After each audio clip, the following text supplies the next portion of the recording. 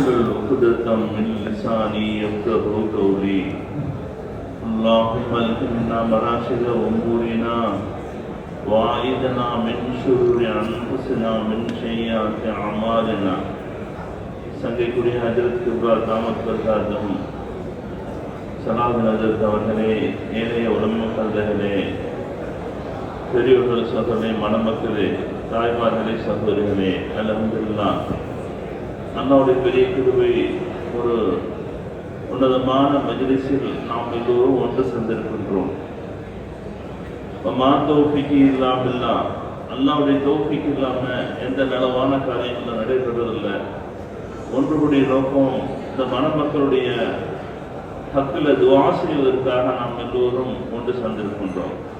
இந்த சங்கையான மஜ்லிஸில் ஒரு சில வார்த்தைகளை சொல்லி எனது வார்த்தையை நிறைவு செய்கின்றேன்.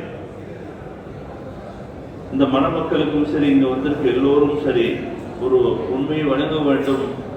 அல்லாஹ் தஆலா திருமறையில் கூறிய அமானிதங்களை பற்றி கூறிய அத்தனை பெரும்பாலான அமானிதங்கள் என்னன்னா பொறுப்புகளை பற்றின. ஒவ்வொரு மனிதனுக்கும் அல்லாஹ் தஆலா பலவிதமான பொறுப்புகளை கொடுத்துருக்கான். அந்த பொறுப்புகள்ல நம்ம நீதமா இருக்கணுங்கிறத அல்லாஹ்வுடைய விருப்பமா இருக்கு. நீங்கிறது என்ன? நம்மளுக்கு கொடுக்கப்பட்ட பொறுப்புகள்ல அமானிதமா இருக்கணும். ஒவ்வொரு மனிதனும் தன்னுடைய பெற்றோர்களுடைய விஷயத்தில் எப்படி நடந்துகிட்டோம், அதுல நீதமா நடந்துகிட்டோமா? மனைவியுடைய விஷயத்துல நீதமா நடந்துகிட்டோமா? பிள்ளைகளுடைய விஷயத்துல நீதமா நடந்துகிட்டோமா? நம்மளுடைய சகோதர சகோதரிகள் விஷயத்தில் நீதமா நடந்துகிட்டோமா? சொந்த பந்தங்களுடைய விஷயத்துல, நம்மளுடைய அண்டை வீட்டுக்காரர்கள், நம்மளுடைய மஹல்லாவாசிகள், நம்மளுடைய நண்பர்கள், முழு மனித சமுதாயம் எல்லோருக்கும் நம்ம இறை அல்லாஹ் தஆலா கலிஃபாவாக, தூதராக, கலிஃபாவாக நம்மளை அல்லாஹ் தஆலா அவனுடைய பிரதிநிதியாக மனித சமுதாயத்தின் நலவுக்கு தான் நாம் படைக்கப்பட்டிருக்கிறோம். இதை நிறைவு செய்யறத இன்னைக்கு ஷைத்தானுடைய மிகப்பெரிய சூழ்ச்சி எப்படின்னா, அவருடைய மிகப்பெரிய சூழ்ச்சி பகைமையினாலதான் இந்த அமானிதங்களை நிறைவு செய்ய முடியாத ஒரு சூழ்நிலையை ஷைத்தான் உண்டாக்கிடுறோம். பகைமையினாலதான் நம்ம தன்னுடைய அமானிதங்களை நிறைவு செய்யாத ஒரு சூழ்நிலைக்கு ஆளாயிரும். பகையிலிருந்து நம்மளை பாதுகாக்கிறதுக்கு ரெண்டு விஷயங்களை கண்டிப்பா நம்ம பின்பற்றணும். ஒண்ணு, நான்கிற அந்த ஈகோங்கிறத உள்ளத்திலிருந்து எடுத்துடணும். மனிதனுக்கு எந்த சக்தியும் இல்லை. என்னைய படைச்சு என்னை கொண்டு எந்த காரியம் நடக்குதுனாலும் அல்லாஹ்வுடைய திட்டத்தில் விடுது. அவன் செஞ்சானத்துல எனக்கு இதுக்கு எந்த சம்பந்தம் இல்லை என்ற அந்த மனநிலை சரியா இருக்கணும். ஈகோங்கிறதுக்கு மிகப்பெரிய ஷைத்தானுடைய சூழ்ச்சி.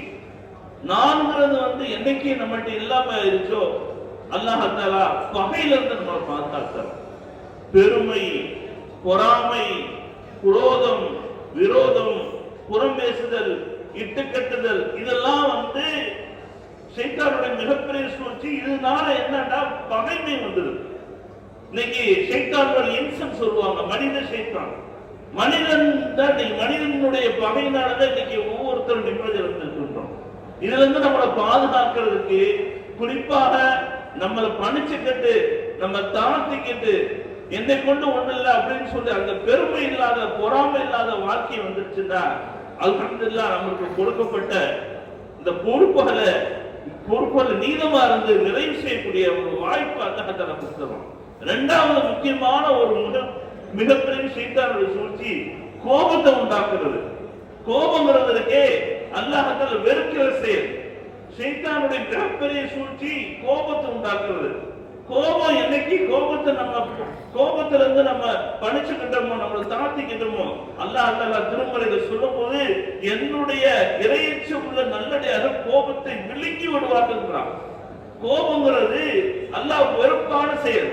ஷைத்தான் இந்த கோபத்தை உண்டாக்கும் போது மனிதன் தன்னிலையிலிருந்து மாறி ஷைத்தானுடைய ஆக்கிரமிப்பு பாழாகி என்ன பேசுறோம், ஏது செய்யறோம், எப்படி நடக்கிறோம் அப்படின்னு சொல்லி கடுமையான வார்த்தைகள் கடுமையான நடக்கும் போது என்ன ஆகுது? பகை தானா வந்தது. நம்மளுடைய அமானத்தை பொறுப்புகளை நிறைவு செய்யறதுல பகையினால எல்லா வகையிலையும் குடும்ப வாழ்க்கையிலும் சரி, எல்லா நிலையிலையும் நம்ம பலவிதமான சிரமங்களுக்கு ஆளாகும். அந்த அந்த அடிப்படையில் இந்த மணமக்களுக்கு இங்க வந்திருக்க நம்ம எல்லாரும் ஒரு விஷயத்தை மேற்கொண்டா போதும். தாங்கிறது நாங்கிறது நமக்கு இல்லை. நப்சுங்கிறது ஈர்வங்கிறது மனிதன் சைத்தானுடைய மிகப்பெரிய எதிரி. எந்த நிலையிலையும் நம்ம சாதாரண ஒரு மனிதனா நம்ம எடுத்துக்கிட்டு நான் எனக்கு எந்த எதிர்பார்ப்பு இல்லாத வாழும்போது நம்மளுடைய பொறுப்புகளை சரியான முறையில் நிறைவு செய்யக்கூடிய தௌஃபீக்கை தந்துறான், கோபத்திலிருந்து பாதுகாக்கிறான், மனிதர்களுடைய தவறுகள் மன்னிக்கக்கூடிய பண்புகள் வந்துருது. இதுதான் மனித வாழ்க்கையிலேயே அல்லாஹ் விரும்புற வாழ்க்கை. மனிதனுடைய அல்லாஹ் என்னுடைய பிரதிநிதிகளான உங்களுக்கு நான் உங்கள்கிட்ட நான் விரும்புறேன், இந்த வாழ்க்கையை விரும்புறேன் அல்லாஹ் தர்றார்.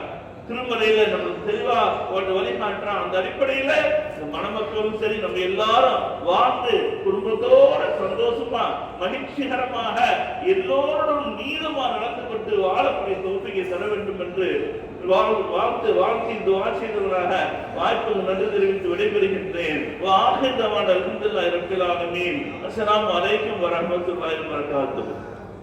அந்த நிக்காஹ் தான் நிக்காஹிலேயே மகத்தான நிக்காஹ், பரக்கத்தான நிக்காஹ் என்பதாக ஸல்லல்லாஹு அலைஹி வஸல்லம் அவர்கள் கூறியிருக்கின்றார்கள். கண்ணியத்திற்குரியவர்களே, ஒரு காலகட்டம் இருந்தது, ஒரு சில 100களில் நிக்காஹ் முடிந்து விட்டது. அதற்கு பிறகு ஒரு சில 1000களில் நிக்காஹ் முடிந்தது. ஒரு காலகட்டத்தில் ஒரு சில லட்சங்களில் நிக்காஹ் முடிந்தது. ஆனால் தற்பொழுது கோடியை தாண்டி போய் கொண்டிருக்கின்றது. ஒரு நிக்காஹ் முடிப்பது என்பது மிகவும் மிகவும் மிகவும் சிரமத்துக்குரிய ஒரு காலகட்டமாக இருந்து கொண்டிருக்கின்றது. ஆனால் ஸல்லல்லாஹு அலைஹி வஸல்லம் அவர்கள் கூறும் பொழுது நிக்காஹிலேயே மிகவும் பரக்கத்து வாய்ந்த நிக்காஹ் எதுவென்று சொன்னார், திருமணத்திலேயே மிகவும் பரக்கத்து வாய்ந்த அபிவிருத்தி வாய்ந்த திருமணம் எதுவென்று சொன்னால், சிரமங்கள் குறைவாக செலவுகள் குறைவாக இருக்கக்கூடிய நிக்காஹ் தான் நிக்காஹிலேயே சிறந்த நிக்காஹ், பரக்கத்தான நிக்காஹ் என்பதாக நபி ஸல்லல்லாஹு அலைஹி வஸல்லம் அவர்கள் கூறியிருக்கின்றார்கள். கண்ணியத்திற்குரியவர்களே,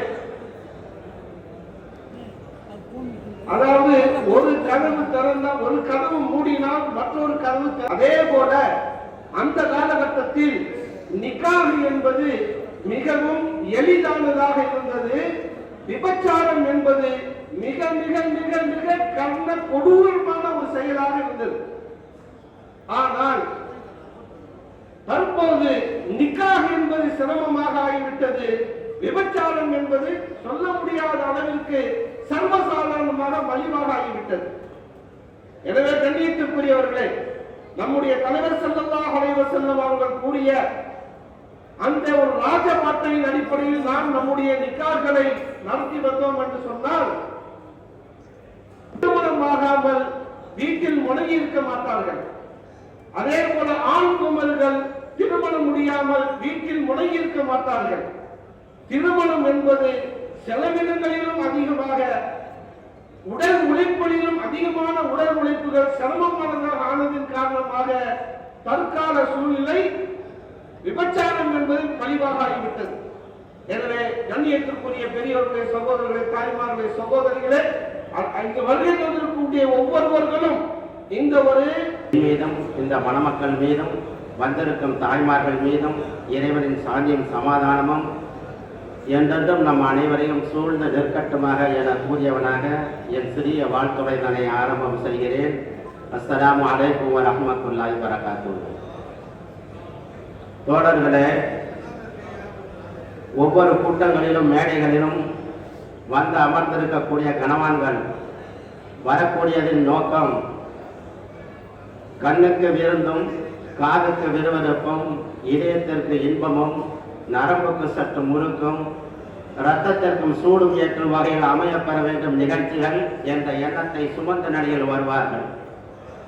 ஆனால் இவற்றையெல்லாம் கடந்து அறிவுக்கு விருத்தியும் ஆன்மீகத்தினுடைய நேர் வழியில் பெற்று வாழ வேண்டும் என்பதே என் உரையின் நோக்கமும் ஆகும்.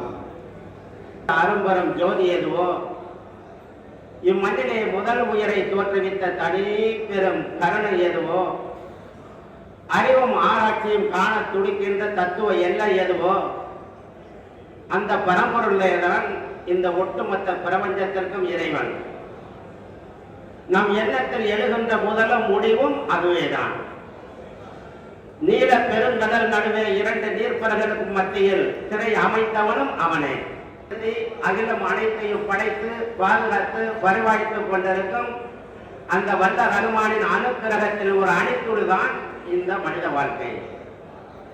இதனை மனிதன் நுட்பமாக உணர்ந்து அறிந்து புரிந்து நடக்க வேண்டும் என்பதற்காக அரபு அவனியிலே அகிலத்தின் அருட்கடை அண்ணலம் பெருமானார் ஸல்லல்லாஹு அலைஹி வஸல்லம் அவர்களை தோற்றுவித்து அவர்கள் மூலம் சொல் வளமும் இறை அருளும் நிறைந்த அருள்முறையான் திருக்குரானை வழங்கி நமக்கெல்லாம் முன்மாதிரியாக வாழ்ந்து காட்டச் செய்தான் இறைவன். ஆம், உலக மாந்தர்களுக்கு அண்ணலம் பெருமாள்